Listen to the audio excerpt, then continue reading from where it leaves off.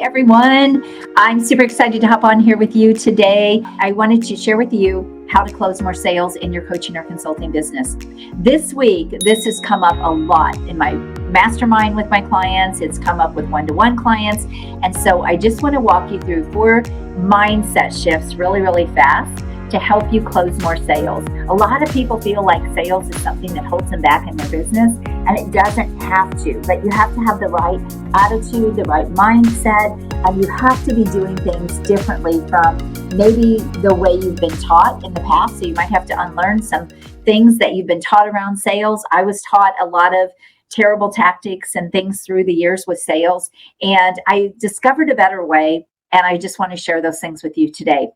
So how can you close more sales? If you want to close more sales, type sales in the comments right now and let me connect with you. I love to connect with the people that are on here, and I love to get to know you. And I like to know that you're on. So thank you for being here, first of all. Okay, how can you close more sales?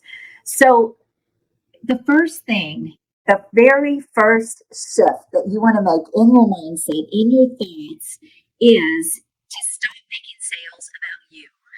Yes, you heard me right. Stop making sales about you. Stop making sales about making money. Of course, we need to make sales to make money, right? But you can't go into making sales with that type of a mindset or attitude. So when you stop making sales about you and you start thinking about, how can I help this person? Can I help this person? I have to ensure that they know I can help them in the way that I can. All of a sudden, the sale becomes about serving people and helping people versus making a sale. So you have to completely detach from what happens in that sales conversation. So I tell my clients, look, how can you help them? Can you help them? Look for people that you can help. Those are your people, right? And then determine how you can help them. And this will take all of that anxiety away for sales. It will also help you show up with the right heart and the right attitude. And it will really then, from there, it is just diagnosing what people's needs are. That's it. That is really sales in a nutshell. So stop making it about you. Stop making it about the sale. Completely detach from the outcome and just show up and find out from someone what they're looking for, what their needs are. Do you have what could help them, or could you just refer them to somebody that you know would be a better fit for them? So when you go in with this kind of a spirit, this kind of an attitude, it will change everything with sales. And you'll start seeing your sales increase, you'll start seeing your revenue go up, and you'll make more money. So it will happen if you do this in the right way. The second thing is ask better questions. Think of yourself as a doctor trying to diagnose a problem to write a prescription or to give a diagnosis. If you think about it, if you walk into a doctor's office and you've been sick for a while, they do not say, great, Anne, it's good to see you. Oh, you don't feel well? Okay, let me write you a prescription. They don't do that, right? No, they dig in. Okay, what's been going on? How long have you had a fever? Have you had a sore throat? Tell me what's been happening. How long's that been going on? And they dig and they dig and they dig and they dig and they diagnose what the problem is. And then they say, okay, this is what I believe you have going on. And here is what will help you. And then they prescribe. Once they really have uncovered what you have going on and they feel confident that what they know will help you and what they can prescribe will help you, right?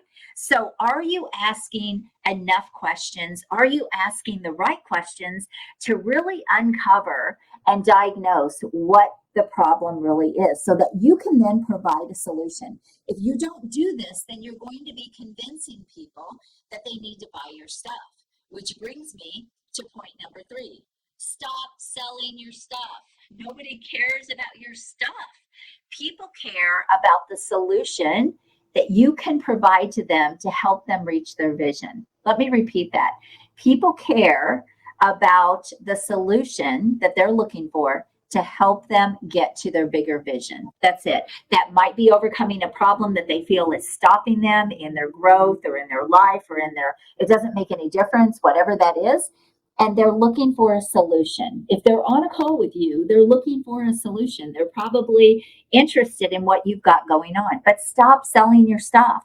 It's not about buying a mastermind. It's not about buying one-to-one calls. It's not about buying a workshop or a VIP day. It is what will they get in that engagement with you that will help them get their vision, that will help them reach their vision, their bigger picture, their bigger vision. Okay. So stop selling your stuff.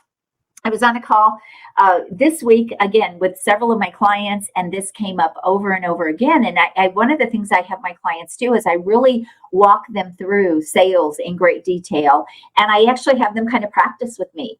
And then we tweak the things that they're saying and the things that they're doing. And sometimes it literally can be a word or two that can completely change the way the conversation looks and the feel of the conversation and the emotion in the conversation. And these are hard things to get on a live stream and talk about, because they're going to be a little bit different and a little more specific for different types of buyers and different types of clients.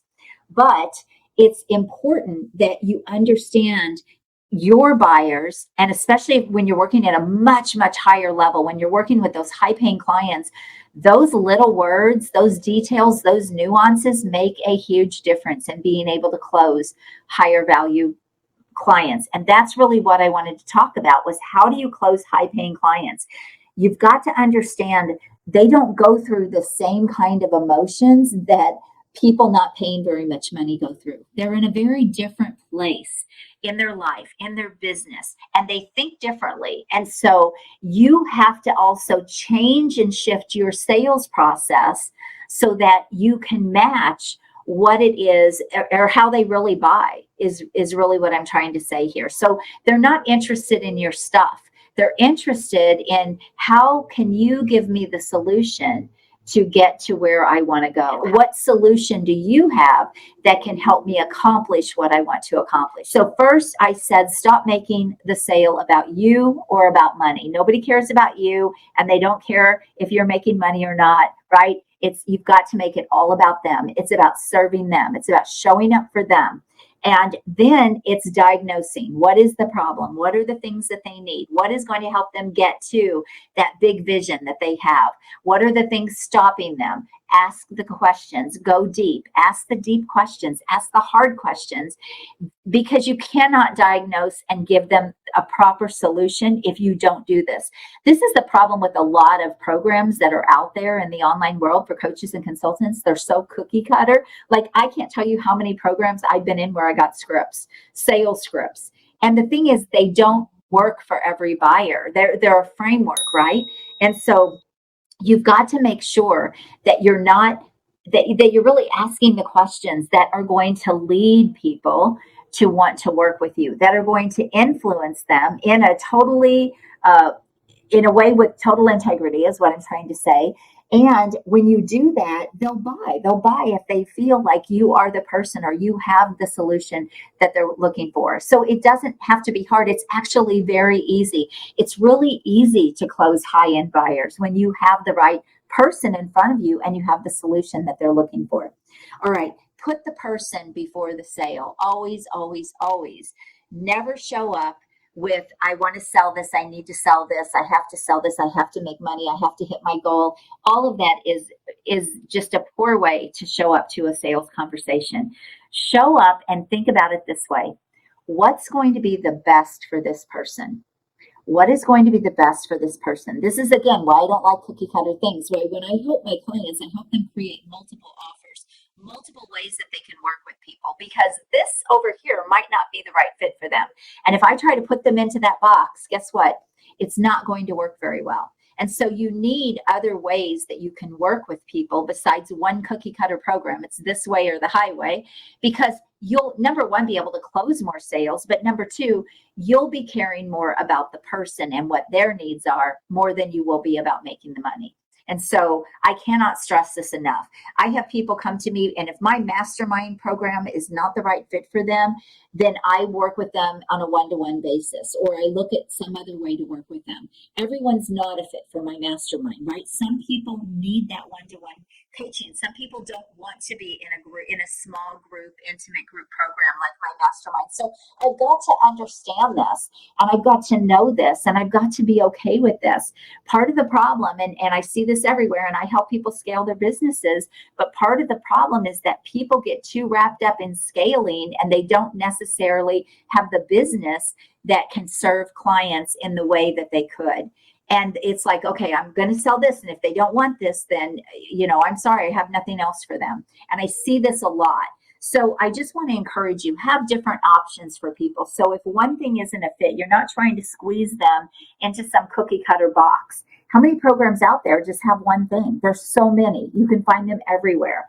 And I've invested in a lot of these programs, and they weren't the right fit. But nobody cared to say, and this really isn't the right fit for you. This isn't, your clients are not here, or this isn't going to work for the type of client that you want or for the business that you want. A good example of this is someone that is convinced to be on Instagram, and yet they're trying to find corporate CEOs. I'm sorry, they're not on Instagram. You have to know that. And so if you're being taught these things, you've got to take a step back, and you have to say, I can't close sales if my clients aren't there. I can't close sales if I'm attracting the wrong people. I can't close sales if I only have one way that people can work with me. So all of these things can really make a difference in how well you are able to close sales. All right. The next thing is, you want to make sure that you remove yourself from the sale. Again, it's not about you. Don't make it about you. I know I already said this, but it really is about removing yourself from the sales completely and being willing to walk away if they're not the right fit, or being willing to walk away if you just feel like, I don't want to work with this person, or you feel like, I don't feel like I can help this person. There's one thing that I will not do, and that is bring in a client that I do not fully believe in my heart that I can help. Let me repeat that. I will not bring in a client that I do not fully believe in my heart that I can help, because it is not worth it. The money is not worth it to me. I want to get people results, right? That's where my heart is. And so when you go in with that kind of an attitude, then you're always going to be doing what is best for the other person. And that's the way you should show up to sales. And if you show up to sales conversations with the other person's best intention, or the other person's best interest in mind, they will feel that. They will absolutely feel that. So I hope this helps you. Those 4 things again is, stop making sales about you or about money. That's not what sales are about. It's about helping people get to their vision, helping people overcome a problem. That's what sales are about. That's what coaching and consulting is about, right? Ask better questions. The better your diagnosis, the better the solution. Make sure that you're always doing what's best for the other person, and remove you from the equation, and stop selling your stuff.